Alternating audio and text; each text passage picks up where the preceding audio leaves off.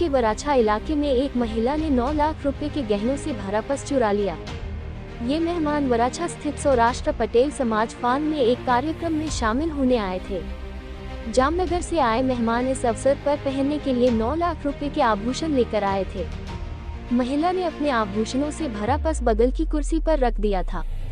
वहां एक महिला आई, पर्स चुराकर भाग गई। 9 लाख से अधिक के जेवरात चोरी होने से परिवार में कोहराम मच गया। पूरी घटना सीसीटीवी में कैद हो गई। पुलिस ने तुरंत वराछा पुलिस को सूचित किया, जिन्होंने जांच शुरू कर दी। पुलिस सीसीटीवी के आधार पर महिला की तलाश कर रही थी। सीसीटीवी फुटेज की जांच करते हुए पुलिस महिला तक पहुंची। पुलिस ने महिला को गिरफ्तार कर लिया और सारे गहने बरामद कर लिए। आभूषण वापस मिलने पर परिवार ने वराछा पुलिस को धन्यवाद दिया। सुने पीके पटेल, एसीपी साहब का बयान। ताज़ा खबर देखने के लिए देखते स्टार न्यूज नेटवर्क।